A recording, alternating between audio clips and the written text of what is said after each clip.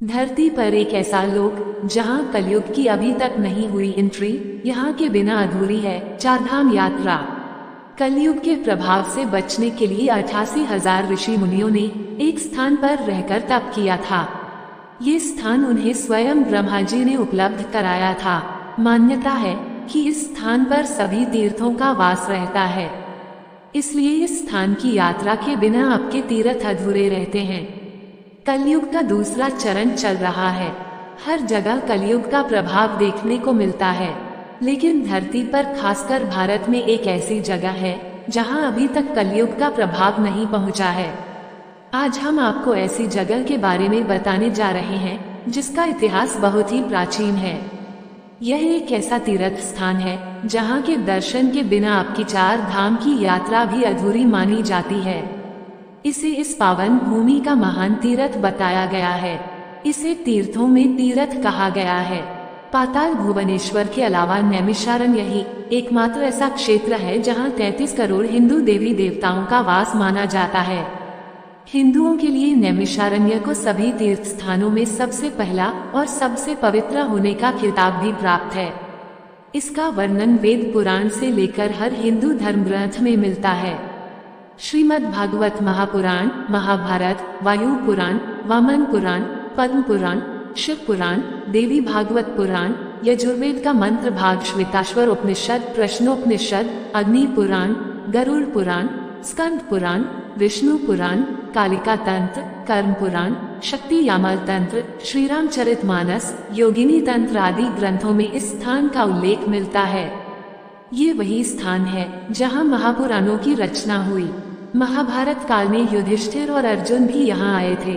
इतना ही नहीं, प्राचीन काल में 88,000 ऋषि मुनियों ने इसी स्थान पर कठोर तपस्या की थी, इसलिए इसे तपोभूमि भी कहा जाता है। नैमिषारण्य का प्राचीनतम उल्लेख वाल्मीकि रामायण के युद्ध कांड में होता है। यहाँ उल्लेख है कि लव और कुश ने गोमती नदी के किनारे राम के अश्वमेध यज्ञ में 7 दिनों में वाल्मीकि रचित काव्य का गायन किया। हम बात कर रहे हैं नैमिषारण्य की। उत्तर प्रदेश के सीतापुर में है यह महान तीर्थ। लखनऊ से 80 किलोमीटर दूर गोमती नदी के तट पर स्थित यह प्रसिद्ध हिंदू तीर्थ है। इस स्थान को नैमिषारण्य, नैमिष या नीमशार के नाम से भी जाना जाता है। नैमिष यानी निमिष व निमेष तथा अरण्य यानी अरण्य अर्थात वन क्षेत्र परमात्म तत्व का क्षेत्र कहा जाता है कि ब्रह्मा जी ने खुद भी इस स्थान को ध्यान योग के लिए सबसे उत्तम बताया था। इस स्थान के मुख्य आकर्षण की बात करें तो इनमें चक्रतीर्थी, भूतेश्वरनाथ मंदिर, व्यास गद्दी, हवन कुंड, ललिता देवी का मंदिर, पंचप्रयाग, शेष मंदिर, हनुमान गढ़ी, शिवाला भैरोजी मंदिर, पंच पांडव मंदिर, पंचपुराण मंदिर, मां आनंदमय आश्रम, नारदानंद सरस्वती आश्रम, देवपुरी मंदिर, रामानुज कोट, रुद्रावत आदि शामिल हैं।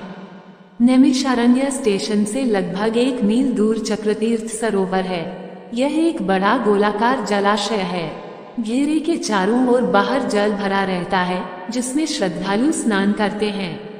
जल में चलते हुए इस गोल चक्र की परिक्रमा भी करते हैं। जल के भरे हुए घेरे के बाद चारों ओर सीढ़ियां बनी हुई हैं। यहाँ विभिन्न देवी देवताओं के मंदिर हैं। मुख्य मंदिर भूतनाथ महादेव का है। चक्रतीर्थ के बारे में कथा प्रचलित है कि एक बार 88,000 ऋषि मुनियों ने ब्रह्मा जी से निवेदन किया कि जगत कल्याण के लिए उन्हें तपस्या करनी है और तपस्या के लिए दुनिया में सर्वश्रेष्ठ, पवित्र, सौम्य और शांत भूमि के बारे में बताएं। ये घटना महाभारत के युद्ध के बाद की है। ऋषि मुनि कलयुग के प्रारंभ को लेकर भी चिंतित थे। ब्रह्मा जी ने अपने मन से एक चक्र उत्पन्न करके ऋषियों कहा कि इस चक्र के पीछे चलते हुए जाएं। जिस भूमि पर इस चक्र का मध्य भाग यानी निमि खुद गिर जाए तो समझ लेना कि पृथ्वी का मध्य भाग वही है।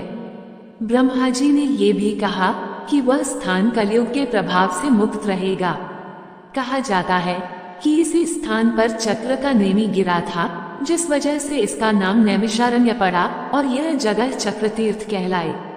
ये भी कहा जाता है कि नैमिषारण्य वो स्थान है जहाँ पर ऋषि दधीची ने लोक कल्याण के लिए अपने दुश्मन देवराज इंद्र को अपनी अस्थियां दान की थीं। ऐसी मान्यता है कि इस परम पवित्र भूमि के दर्शन बिना सभी तीर्थ अधूरे रहते हैं। 84 कोस की परिक्रमा नैमिषारण्य की परिक्रमा भी की जाती है। ये 84 कोस की परिक्रमा है। परिक्रमा हर साल फाल्गुन मास की अमावस्या के बाद की प्रतिपदा तिथि से शुरू होकर पूर्णिमा तक चलती है। यहाँ पंचप्रयाग नाम से एक पक्का सरोवर है। सरोवर के किनारे अक्षयवट नामक वृक्ष है। नैमिषारण्य में व्यास शुकदेव का मंदिर है। मंदिर के बाहर व्यास जी की गद्दी है। यहाँ दशाश्वमेध टीला पर एक मंदिर में श्री कृष्ण और 5 पांडवों की मूर्तियां हैं। यहीं पर 4 धाम मंदिर भी हैं।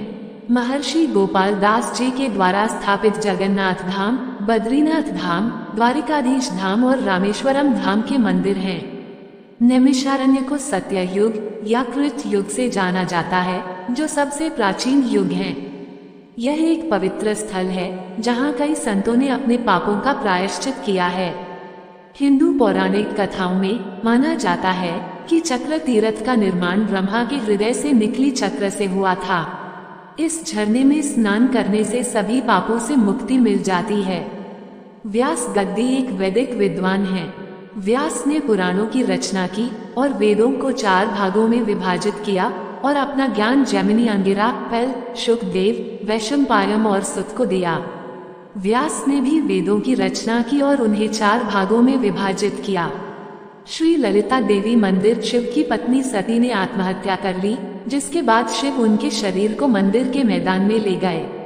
यात्रा के दौरान उनका शरीर 108 टुकड़ों में विभाजित हो गया।